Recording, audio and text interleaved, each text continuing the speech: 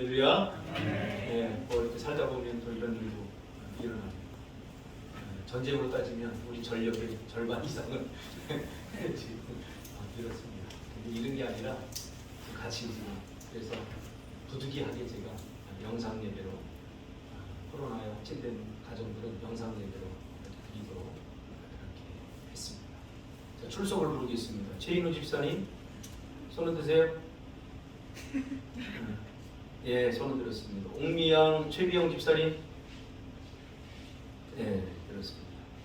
우리 상진 집사님, 현선 집사님, 예, 화면 뒤에 숨어 있고요.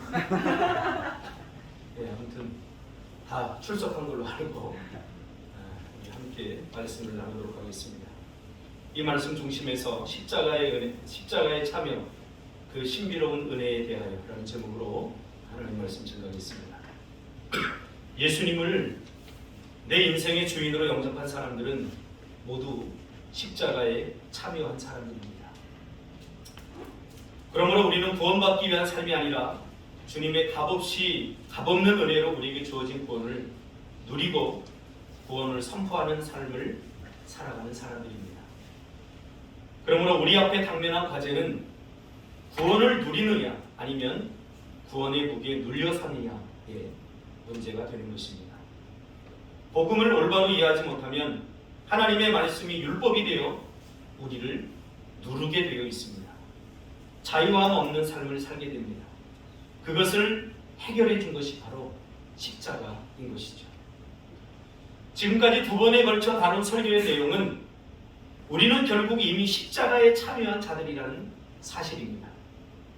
우리의 전생에 걸쳐서 만났던 수많은 눈물과 아픔과 고통, 죽음의 증상들, 그토록 멀리하고 싶은 저주와 고난, 아픔들, 그래서 기도하고 제발 나에게는 그런 일이 일어나지 않게 해달라고 하나님께 매달렸던 운명을 바꾸고 문제를 해결하고 싶어 몸부림쳤던 모든 일들, 그러나 십자가를 경험한 이후에 우리는 이제는 자발적으로 그 애매한 고난에 동참하고 스스로 참여하는 자들이 되었다는 사실입니다.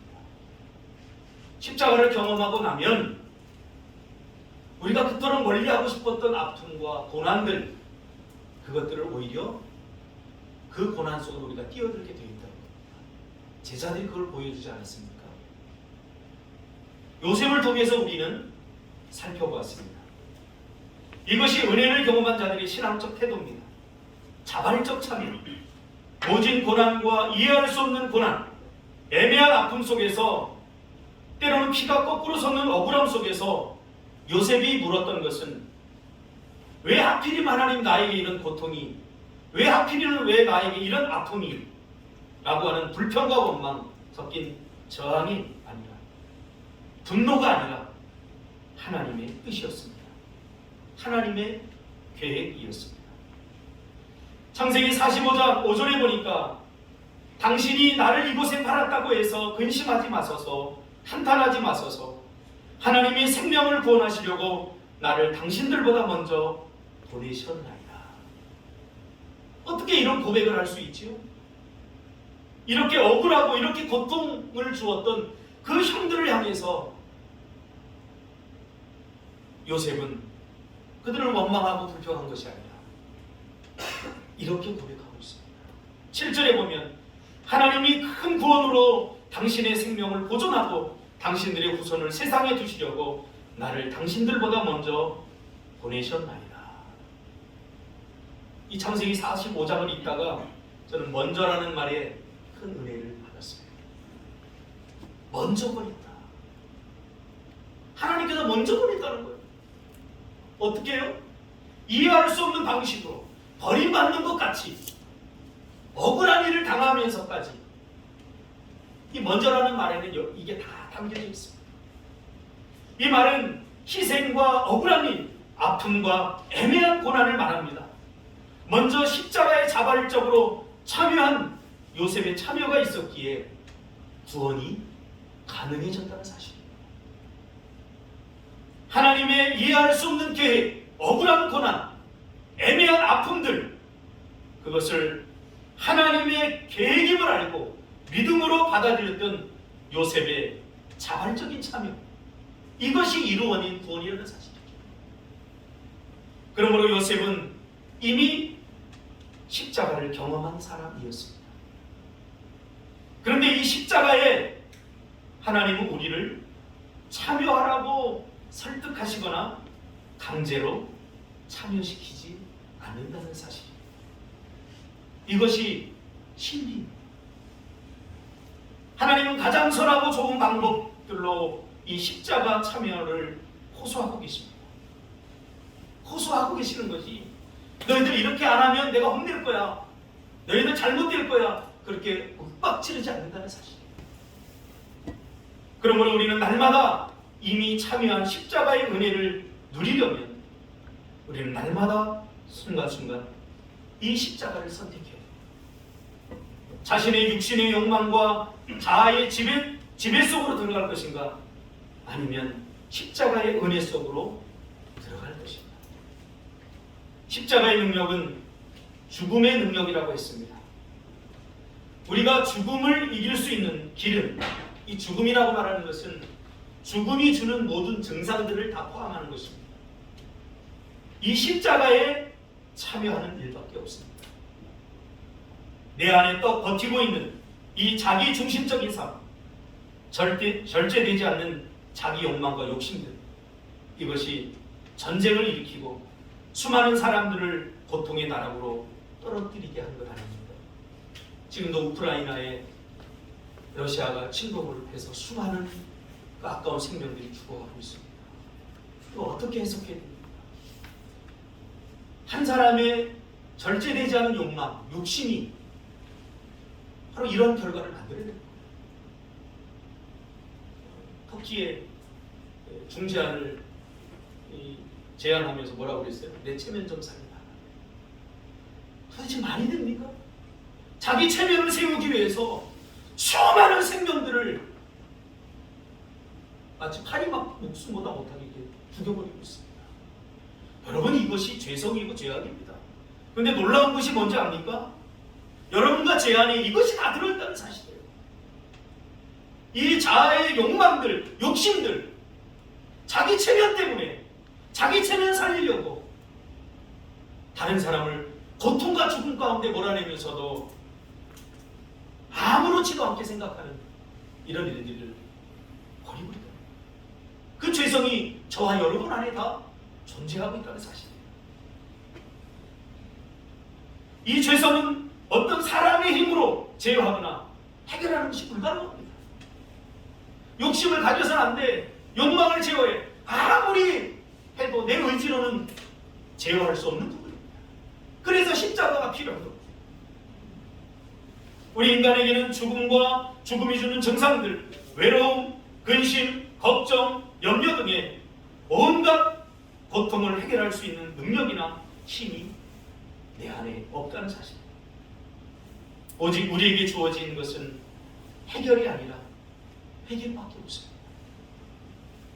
하나님은 우리를 죄를 짓지 않는 완벽한 수준의 사람으로 구원하신 것이 아니라 이미 구원받았음에도 불구하고 죄의 문제를 회개함으로 그 죄에 눌리지 않고 죄에 해방되도록 그런 수준의 사람으로 우리를 구원해 주셨습니다. 그러므로 해결하려고 하면 안 됩니다. 회개해야 합니다. 그래서 우리에게 믿음을 선물로 주신 것입니다. 그래서 믿음이란 구원을 얻을 때만 필요한 것이 아닙니다. 구원을 얻을 때만 믿어서는 안 되는 것입니다. 그래서 구원의 시제에 관해서 제가 몇 번에 걸쳐서 이야기하지 않았습니까? 믿고 믿으며 계속 믿어가는 것입니다. 믿음은 우리 일생에 어떤 한순간이면 필요한 것이 아닙니다. 오히려 믿고 난 다음에 주님의 은혜로 말미암아 값없이 주어진 은혜로 내게 있는 믿음, 그것으로 구원받았을 뿐만 아니라 구원받은 이후에도 여전히 우리는 믿음으로 살아야 되는 이유가 여기 있습니다. 구원받을 때만 믿음이 필요한 건 아닙니다. 많은 사람들이 구원받았으니 이제 내 마음대로 살자 이렇게 생각합니다. 다시 생각해 봐야 될 문제입니다. 계속해서 믿어드리는 것, 그것이 구원 먼저 믿음입니다. 믿었으며 믿고 있으면 계속해서 믿어야 한다는 사실이죠. 예수님의 죽음에 참여한다는 것은 바로 오직 우리가 모든 날 모든 순간에 믿음을 사용하고 드러낼 때만 그 효력을 경험하고 누릴 수 있다는 사실입니다.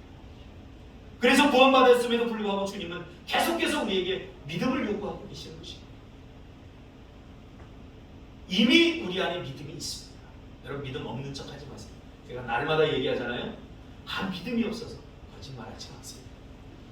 하나님을 농락하는 거 이미 믿음을 다 주셨잖아요. 은혜로 주셨잖아요. 그래서 믿음이라고 말할 때 우리 두 가지를 기억하라고 그랬어요. 믿음의 존재요. 나에게 믿음이 있느냐 없느냐. 그 다음에는 내 믿음이 큰 믿음이냐 작은 믿음.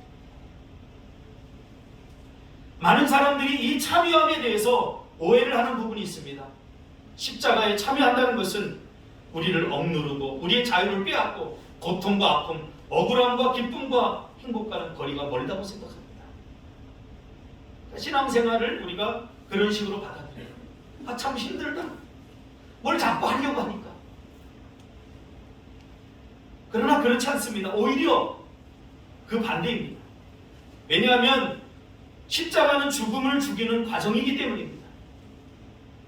예수님이 당한 모든 고난과 아픔, 심리적이고 정서적인 감정적인 고통들은 모두 그것들로 인하여 내가 받게 될 고난을, 고통을 없애주기 위한 그 모든 것들을 죽이기 위한 참여의 과정인 거죠.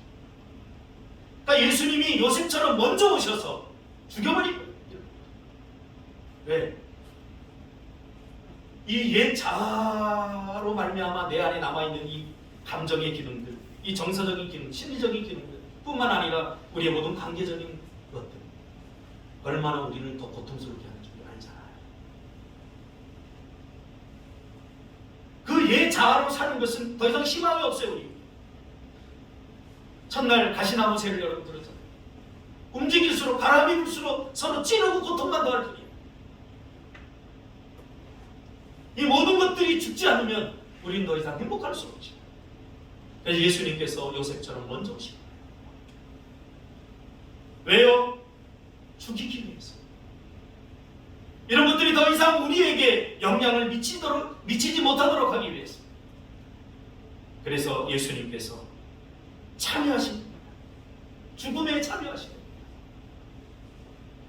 침뱉음, 욕, 채찍맞음. 그 저주스러운 십자가에 벌거벗긴 채로 매달리신 거죠. 사실은 내가 매달려요. 왜요? 그 수치와 그 고통을 속에서 우리를 구원해 주시기 위해서. 여기에 예수님은 자기 본성, 자기 옛 자아로 맞서지 않았습니다. 이것이 바로 자신이 이미 죽은 옛 자아로부터 벗어나는 길입니다. 그러므로 내 마음에 들지 않는 세상, 교회 공동체, 사람들을 깨부수고 바꾸려고 하지 말고 내 안에 있는 죄성, 내 안에 있는 옛 자아를 깨버려야 합니다. 바꿔야 합니다. 신의 성품으로 회복되어야 됩니다. 여러분, 침뱉음, 채찍에 맞음, 욕 참아낼 수 있습니까? 다짜고짜 제가 우리 김천희 집사람 얼굴에 침을 뱉으면서 그럴 수 있어! 무슨 십자가입니까? 도저히 참 내 자존심이 아니 굳이 거기까지 가지 않아도 돼요. 요만한 말 한마디에 자존심 상해하지 않습니까? 요만한 감정 하나 상한다고 우리는 하나님 앞에 불평하고 원망하지 않습니까? 근데 무슨 십자가? 이것을 깨달았던 사도 바울은 고린도 교회 성도들에게 십자가에 못 박힌 그리스도는 참으로 하나님의 능력이요 하나님의 지혜라고 지금 고백하고 있습니다. 여러분, 능력이 무엇입니까? 다른 사람이 해내지 못하는 것을 해내는 것이 능력입니다. 그렇다면 십자가의 능력은 세상 사람들이 못하는 것을 우리로 하여금 하게 합니다. 억울함, 세상 사람들 잘 못잖아요. 근데 교회 다니는 사람들 더 못 참아요. 십자가가 역행하고 있는 거죠. 십자가의 삶과는 역행하고 있는 거죠. 애매한 고난 참습니까? 똑똑하지 못하다고 달려들지 않습니까? 다른 사람이 나에게 해코지했을 때 못 참죠. 나의 정의가 발동하죠. 나의 분노가 발동하죠. 그러나 십자가를 경험한 사람들은 여기에 자발적으로 내 옛 자아가 아니라 새로운 생명으로 여기에 반응해야 돼요. 한쪽 뺨을 치면 한쪽 뺨을 돌리게 돼요. 이게 십자가에 참여한 자들의 삶입니다.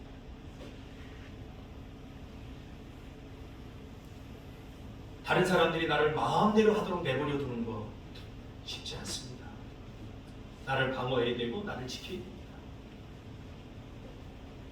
다른 사람들이 나를 함부로 대하고 다른 사람들이 나를 쉽게 대하고 내 자존심을 짓밟으면 내가 못 살 것 같고 망할 것 같고 불행해질 것 같은데 아니라는 거예요. 예수님. 아니. 그것이 승리하는 비결이고 그것이 행복이고 그것이 능력이라는 거예요. 때로는 우리의 삶의 여정 속에서 얼마나 억울하고 얼마나 일어나서는 안 되는 고난과 아픔을 겪습니다. 그것이 상처가 되고 분노가 되고 아픔이 되고 일평생 해결할 수 없는 고통을 끌어안고 살아가는 사람들이 얼마나 많습니다. 지금도 저는 저희 이모님께서 외국에 다녀오시면서 저에게 시계 하나를 사주겠다고 약속했는데 그때 시계가 얼마나 소중한지 몰라. 아무나 못 쳐요. 무작정 애들만 찾고 다니는. 딸은 그 시계 잘 기대감으로 기다렸는데 이모가 드디어 오셨어요. 이야, 드디어 시계! 하고 갔더니 사촌 동생 손에 시계가 차져 있는 거예요. 그때 배신감이 아직도 이 가슴에 요동치고 있어요. 두 번 찾아가고 한 번밖에 안 찾아가. 우리가 다 이와 같은 인생. 어떤 일어날 일들에 대해서 억울한 일들에 대해서 당하지 않아도 될 설명되지 않은 이해할 수 없는 고난들에 대해서 옛 자아가 발동하면 바로 이렇게 됩니다. 이때 우리는 십자가에 스스로 자발적으로 동참해야 합니다. 채찍으로 때리고 침뱉음을 당하고 조롱당하는 사람들을 향해 주님은 어떻게 반응했습니까? 하나님, 저들이 무슨 일을 하는지 모릅니다. 저들의 죄를 용서하옵소서. 어떻게 그렇게 살아요 우리가? 우리 수준을 너무나 잘 아는데 제가 항상 얘기하잖아요. 결론에 서지 말라. 답은 하나님이 갖고 있는 거지 우리가 결론 내리는 거 아닙니다. 겸손은 하나님이 하라고 하면 그렇게 하려고 발부둥 쳐야 됩니다. 이게 믿음입니다. 어떻게 그렇게 살아요? 안 살겠다는 거예요. 그렇게.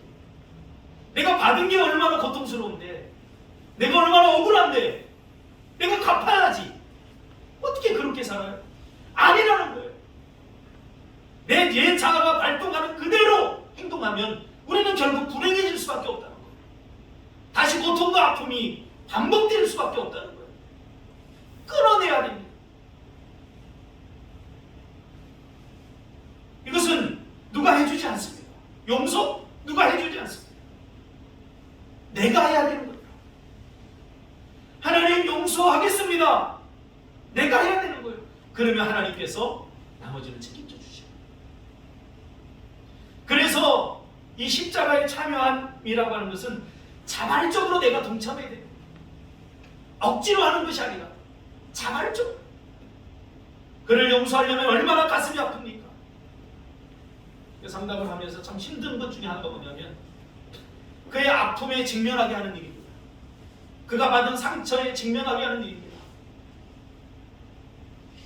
얼마나 그 분노 에너지가 큰지 상담자인 저를 향해서 공격해 옵니다. 당신이 뭐라고? 직면하고 싶지 않고 그를 용서하고 싶지도 않아. 내가 받은 상처가 얼마나 큰데, 그 아픔이 얼마나 큰데 당신이 뭘 한다고 짓거려. 이러면서 강하게 저를 향해서 공곡해오는 것을 저는 잘 압니다. 저를 향한 공격만일까요? 하나님을 향해서는 아닐까요? 내 인생이 이렇게 되도록 왜 하나님 버려두셨습니까? 억지로 되지 않습니다. 스스로 자발적으로 용서하고 그 앞에 나가야 돼요. 이것이 동작입니다. 하나님은 우리의 자유를 존중하시기 때문에 지금도 우리가 원하지 않으면 하나님은 하시지 않습니다. 하나님을 올바로 알아야 됩니다. 하나님은 우리가 동의할 때만 하나님은 하신다는 것. 제가 제주도로 이전에 와야 할 때도 내 안의 옛 자아가 얼마나 이것을 방해하는지. 그런데도 하나님은 억지로 나를 바꾸거나 억지로 설득하지 않으셨습니다. 다양한 방법들로 호소하면서 내가 가야만 하는 이유에 대해서 그렇게 호소하셨습니다. 나중에 기도의 현장에서 보니까 하나님이 불쌍하게 보이시는 거예요. 하나님이 능력이 없으십니까? 하나님이 권능이 없으십니까? 내 다리 하나 부러뜨리면 아이고 잘못했습니다 하고 갈 수도 있는데 하나님은 그렇게 하지 아니하시고 눈물을 흘리면서 안타까운 마음으로 나에게 호소하고 계신 주님을 제가 발견하게 된 것입니다. 에이, 내가 뭐라. 하나님은 우리를 창조하실 때 당신의 형상대로 만드셨습니다. 이것이 우리의 특권입니다. 가장 하나님이 우리에게 주신 놀라운 특권이 뭔지 아세요? 자유입니다. 자유.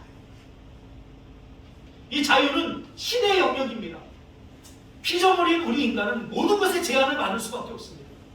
그런데 하나님께서 자신의 자유를 뚝 떼어서 우리에게 주신 거죠. 마치 부모가 그 자녀를 위해 자기 심장을 내어주듯이 하나님은 우리에게 자신이 누릴 자유를 뚝 떼어서 내어준 것입니다. 그리고 스스로 자신의 신적 권위와 능력을 제한해버린 것입니다. 무엇 때문에요? 사랑 때문이에요. 여러분, 우리가 이 부분에 대해서 자부심을 가져야 됩니다. 우리는 이렇게 하나님이 사랑하는 자들입니다. 할렐루야. 절대로 기죽지 마세요. 하나님이 여러분을 얼마나 사랑하시는지 여기에 대해서만 우리는 자존감을 가져야 됩니다. 그만큼 우리를 사랑하셨고 이것을 나누어 주심으로 우리에게 대한 자기의 사랑을 확증하신 거죠. 자녀가 말을 안 들으면 부모는 얼마든지 제압할 수 있잖아요. 사춘기? 까불지 마. 나는 뭐라고요? 네? 갱년기야. 어디다 대고 까불어. 너 용돈 없어. 얼마든지 제압하고 억누를 수 있지만 그러나 사랑하면 달라집니다. 제발 여러분 공부 좀 해라. 제발 호소하는 거. 내가 할 수 없어서 몽둥이 들고 매를 들면 얼마든지 제압할 수 있습니다. 그렇게 되면 서로가 불행해집니다. 그래서 성숙하면 지게 되어 있습니다. 이것이 바로 십자가의 죽음입니다. 제가 목회를 해보니까 그래요. 제가 가끔 퀴즈를 내잖아요. 평신도하고 집사님하고 싸우면 누가 이겨요? 평신도가 이겨요. 집사님하고 안수 집사님하고 싸우면 누가 이겨요? 집사님이 이겨요. 안수 집사님하고 장로님하고 싸우면 누가 이겨요? 장로님이 져요. 능력이 없어서 지는 거 아니에요? 목사하고 성도하고 싸우면 목사가 100% 집니다. 목사가 이래 그러면 다 끝나버리니까. 옳고 그름의 문제가 아닙니다. 이거 영적인 문제입니다. 십자가의 문제.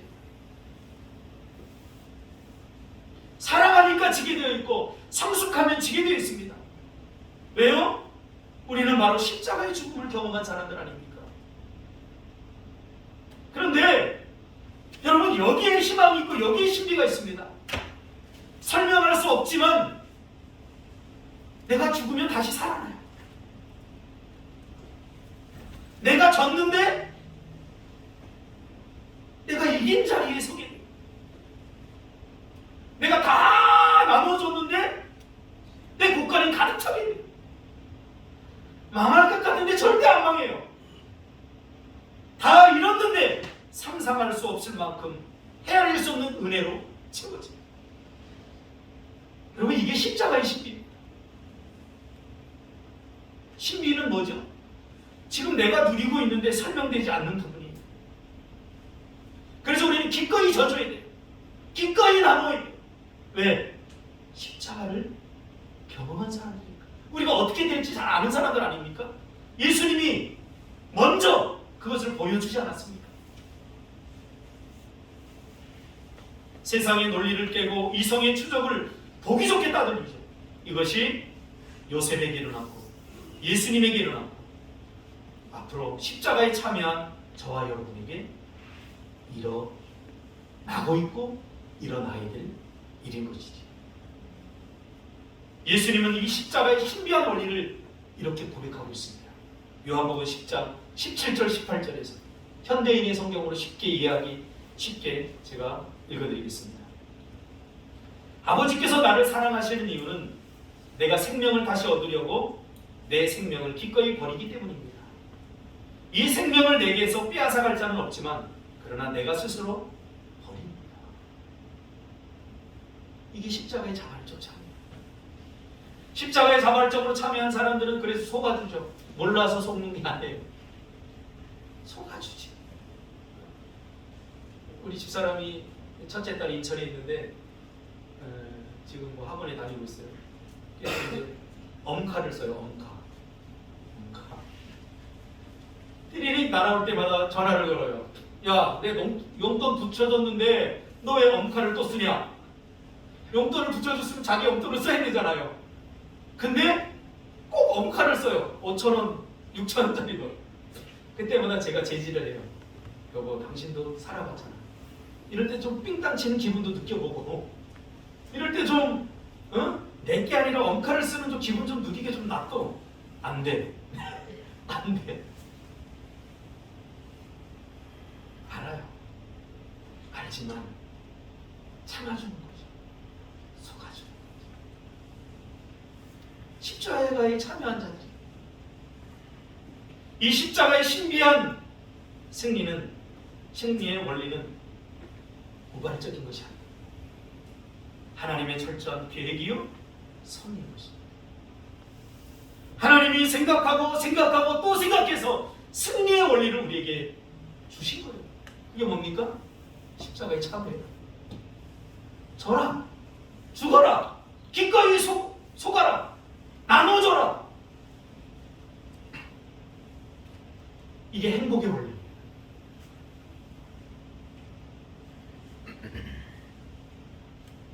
여러분, 아무리 내 옛 자아로 발버둥 쳐보세요. 정의를, 불의를 가슴에 담아보세요. 헛되면 헛될 것입니다. 옛 본성으로 도달할 수 있는 한계가 있습니다. 절망과 불의 끝입니다. 질서를 잡아보겠다고 지금 전쟁을 일으켰잖아요. 지금 우리가 지는 것 같으니 이 나토에 다 가입해보면 우리는 이게 어떻게 이제 홀로 살아가야 돼. 눌리는 거죠, 자꾸. 이 모든 근성들이 우리 안에 다 있습니다. 그 옛 자아로 그 열정과 그 힘과 에너지는 결국 실망과 좌절, 비참한 고통만인가요? 내려놔야 됩니다. 내려놔야 됩니다. 세상을 바꾸겠다고요? 교회를 뒤집어 왜 되겠다고요? 큰일 납니다. 진짜. 저는 어릴 적에 교회 안에서 일어나는 분쟁들 많이 봤습니다. 그 거룩한 장로님들이 똥바가지를 펴들고 교회 안에 뿌리는 것도 봤습니다. 그때 제가 다짐했습니다.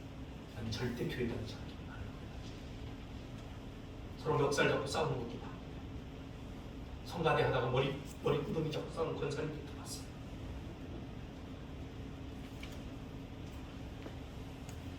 그것이 어디가 되었든지 간에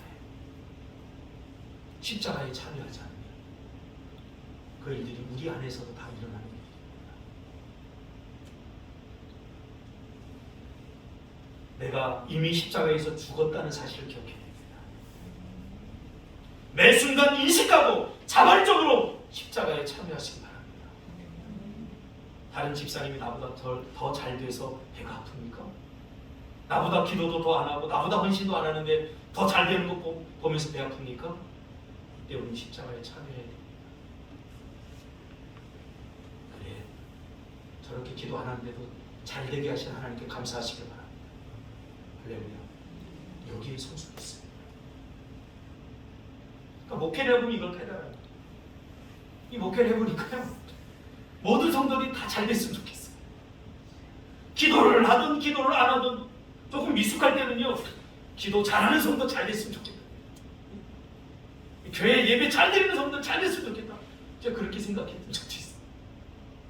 근데 1년, 2년, 3년 지나면서 다 잘 됐으면 좋겠다. 기도를 하는 성도나 1년에 한 번 주일 예배 드리는 성도나 다 잘 됐으면 좋겠다. 십자가를 경험하고 나니까, 그 안에서 주님의 마음을 느끼고 나니까 얼마나 제가 행복해지는지 몰라요. 여러분, 이 제주에 저 젊은이들을 데리고 오는데 제가 쉽게 왔겠습니까? 다 부모들 있는 자식들인데 제가 부모님들한테 들을 소리 안 들을 소리 다 들었어요. 이 사기꾼 같은 거, 저 자식들 이용해서 뭘 출세해보겠다, 저 다 압니다. 그것 때문에 우리 이 젊은이들 제가 한 번도 미워한 적 없습니다.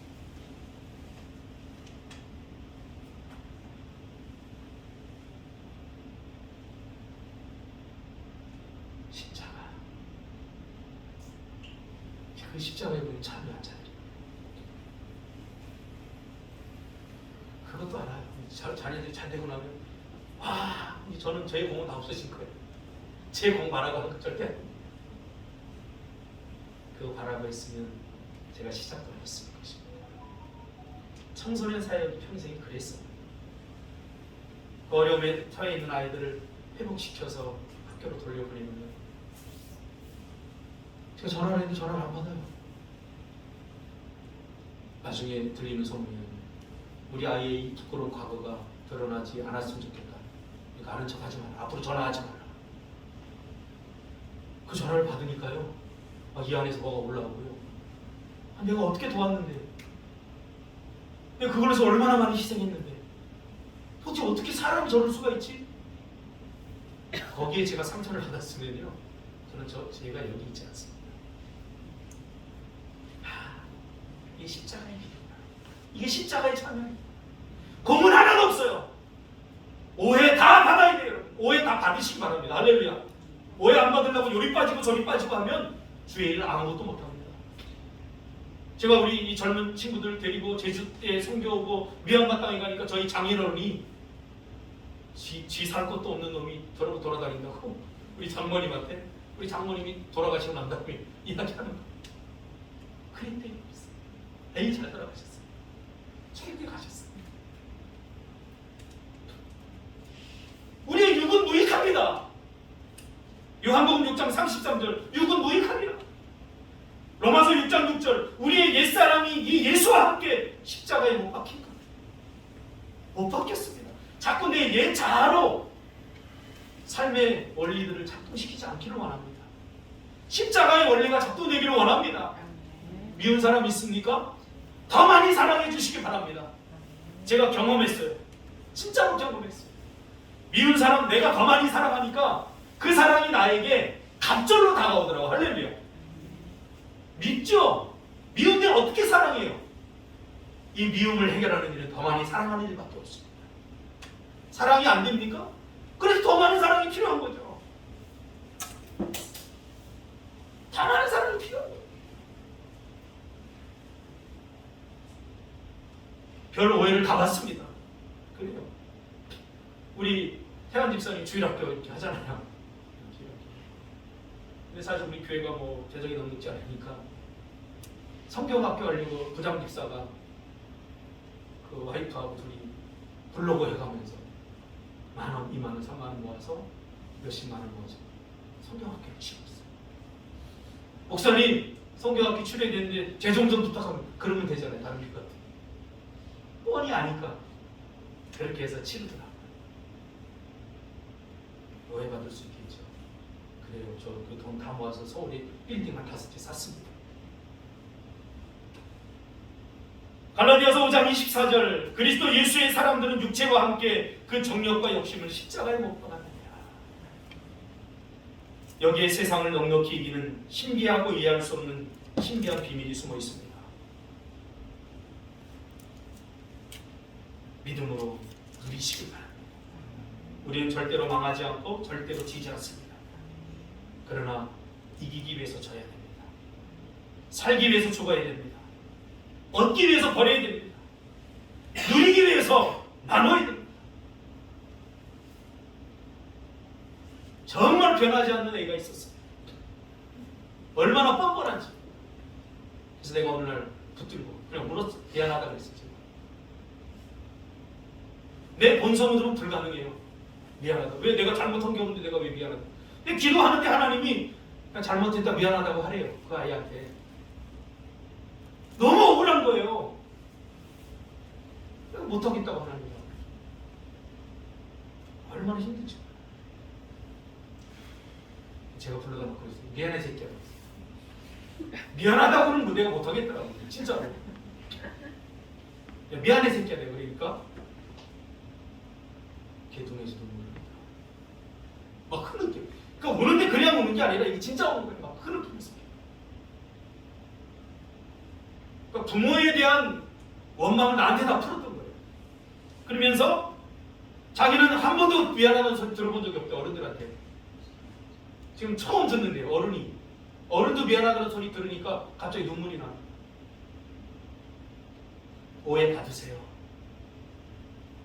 나중에 다 일어납니다. 다 일어납니다. 기도하겠습니다.